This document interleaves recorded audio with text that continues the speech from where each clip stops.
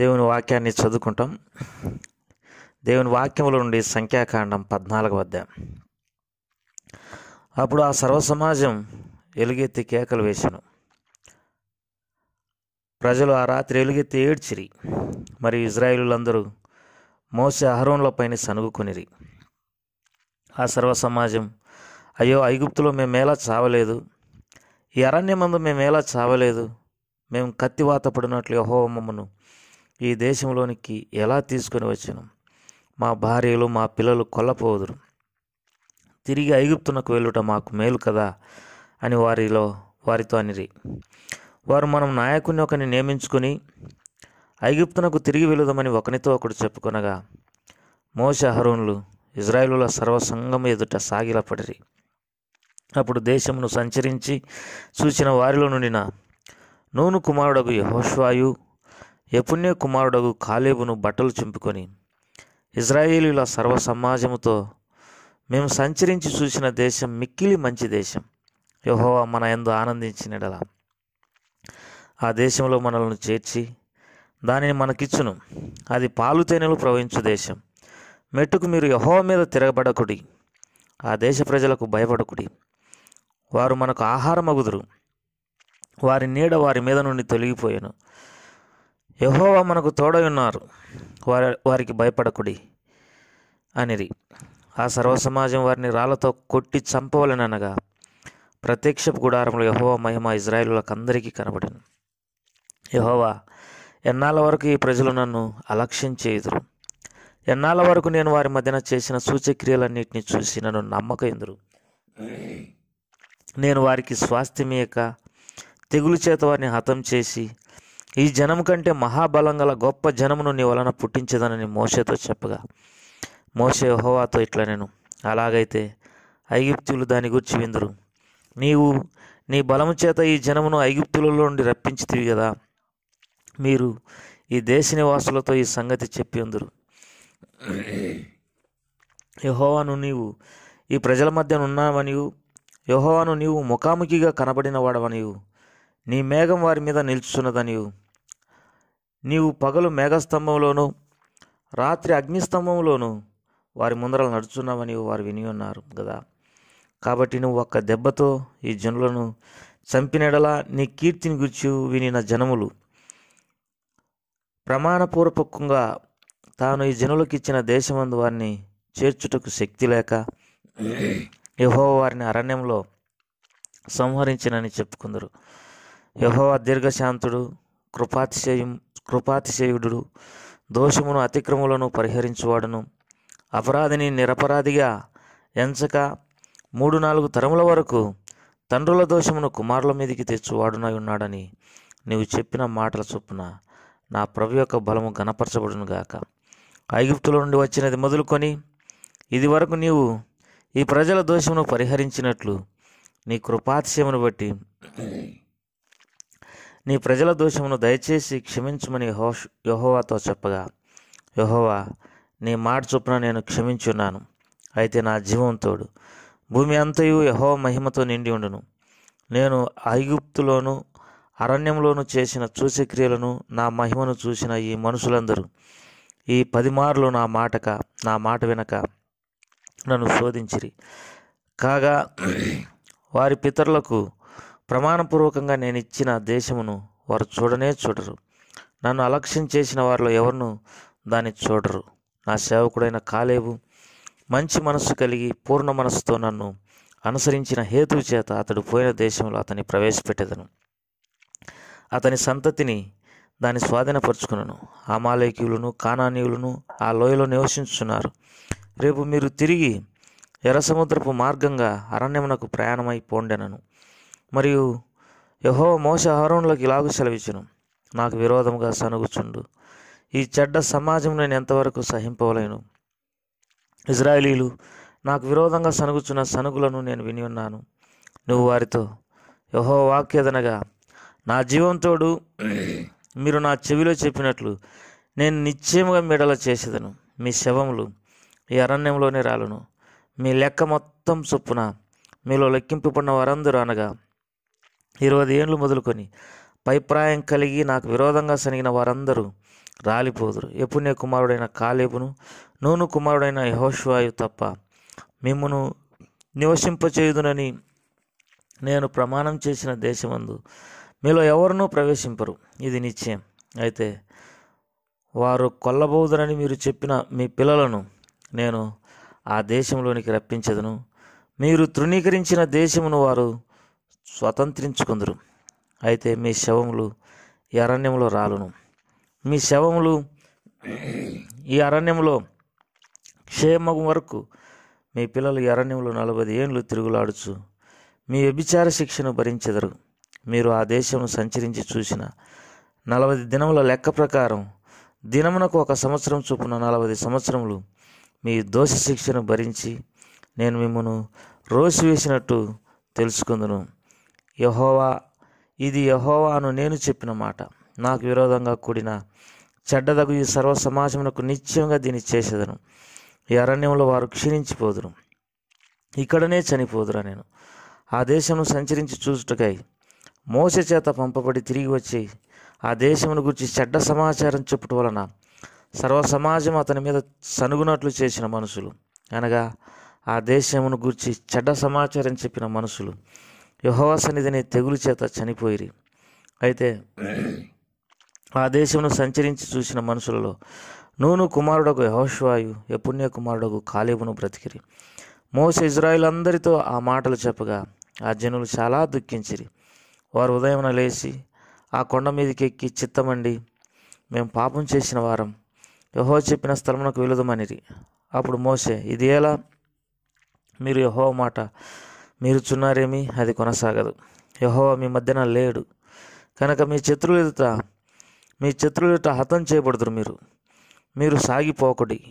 ఎలా అయినగా అమాలేకీయులు కానానీయులు మీకంటే ముందుగా అక్కడికి చేరి ఉన్నారు. మీరు ఖడ్గం చేత కూలుదురు. మీరు యెహోవాను అనుసరించుట మానిదిరి కనుక ఇక మీకు యెహోవా తోడైనడని చెప్పాను. అయితే వారు మూర్ఖించి ఆ కొండ కెక్కిపోయిరి. ఆయన యెహోవా నిబంధన మందసమైనను మోషేనను పాలెములో నుండి బయలు వెళ్ళలేదు. అప్పుడు ఆ కొండ మీద నివాసంగానున్న అమాలేకీయులు కానానీయులు దిగి వచ్చి వారిని కొట్టి హోర్మ వరకు వారిని తరిమి హతం చేసిరి. ప్రభువారు ఈ వాక్య భాగాలను మన కొరకై ఆశీర్వదించి దీవించునుగాక. ప్రియమైన సోదరి సోదరుడా, సంఖ్యాకాండం 13వ అధ్యాయంలో 12 మంది ఇజ్రాయేలీలలో పెద్దలైన ముఖ్యులైనటువంటి వారిని కానాను దేశాన్ని చూడడానికి పంపినప్పుడు అందులో 10 మంది పెద్దలైనటువంటి వారు, ముఖ్యులైనటువంటి వారు కానాను దేశంను గురించి వారు చెడ్డ సమాచారం ప్రజలకు చెప్పినారు. ఒక యెఫున్నె కుమారుడైనటువంటి కాలేబు, తర్వాత యెహోషువ తప్పనిచ్చి మిగతా 10 మంది ఆ సర్వ సమాజాన్ని కలవరపెట్టినట్టుగా మనం ఇక్కడ చూడగలం. అప్పుడు ఆ సర్వ సమాజం మోషే మీద అహరోనుల మీద సనుక్కున్నారు. వారు ఒక నాయకుని ఏర్పరచుకొని తిరిగి ఐగుప్తునకు వెళ్ళిపోవడము మంచిదని వారు ఆలోచన చేస్తూ వచ్చినారు. అంతేకాదు మా పిల్లలు కొల్లబోతారు అని దేవుని మీద నింద మోపినారు. ప్రియమైన సోదరి సోదరుడా, విశ్వాసం లేని పెద్దలుగా ఉన్నటువంటి ముఖ్యులుగా ఉన్నటువంటి ఆ 10 మంది చెప్పినటువంటి సమాచారం సర్వ సమాజాన్ని అంత కలవరపరిచింది. దేవుని మీద వారు సనిగేటట్టుగా చేసింది. మోషే అహరోనుల మీదకి వారు రాళ్ళు తీసుకొని మోషే అహరోనులను చంపడానికి ప్రయత్నం చేసినారు. కాబట్టి చెడ్డ సమాచారాన్ని సమాజంలో వ్యాపింపజేసినారు. అయితే అదే సమయంలో 2 వ్యక్తులు వారు ఏమని మాట్లాడతారు ఆ దేశం గురించి చూసి వచ్చినటువంటి వారిలో అని అంటే, చూడండి ఆ మాట చదువుకుంటాం. సంఖ్యాకాండం 14వ అధ్యాయం 8వ వచనం. అప్పుడు దేశమును సంచరించి చూసిన వారిలో నిన్న నూను కుమారుడు యెహోషువయు యెఫున్నె కుమారుడు కాలేబు బట్టలు చింపుకొని ఇజ్రాయేలీయుల సర్వ సమాజంతో, మేము సంచరించి చూసిన దేశం మిక్కిలి మంచి దేశము. కాబట్టి దేవుడు మంచి దేశాన్ని వారికి ఇవ్వాలని ఆశపడుతూ వచ్చినాడు. పాలు తేనెలు ప్రవహించు దేశాన్ని వారికి ఇవ్వాలని దేవుడు ఆశపడుతూ వచ్చినాడు. దేవుడు సంవత్సరాది మొదలుకొని సంవత్సరాంతం వరకు తన కనుదృష్టి ఉండించే దేశాన్ని వారికి ఇవ్వాలని దేవుడు కోరుకున్నారు. అదే మాట 8వ వచనంలో చదువుకుంటాం. యెహోవా మన యందు ఆనందించినట్లా ఆ దేశంలో మనం చేర్చి దానిని మనకిచ్చును. యెఫున్నె కుమారుడైనటువంటి కాలేబు, తర్వాత యెహోషువ, దేవుడు ఆ దేశం మనకిస్తాడు.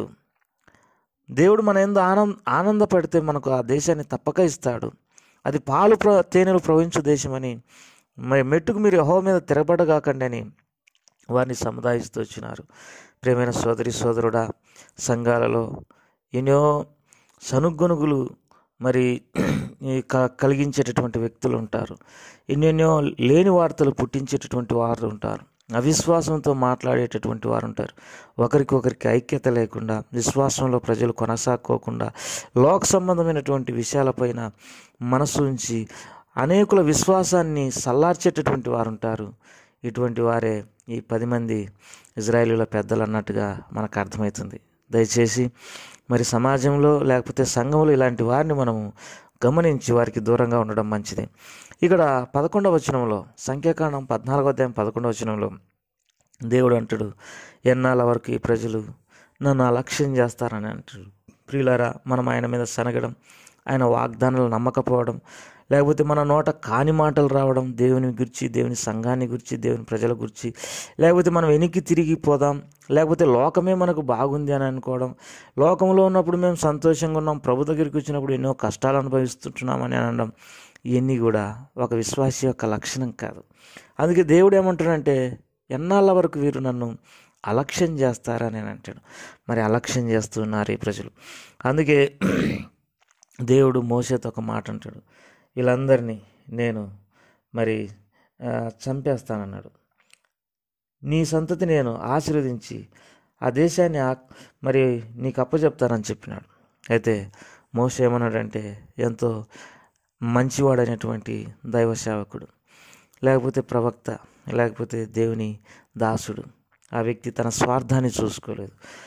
ఒకవేళ నేటి దినాలలో మరి ఇదే మాట ఇప్పుడున్నటువంటి మరి దేవునికి సంబంధించినటువంటి వారు అని చెప్పుకునే వారితో అని అంటే, దేవుడు నీ సంతతిని నేను గొప్ప చేస్తాను అని అంటే ఆ మాట చదువుకుంటాం.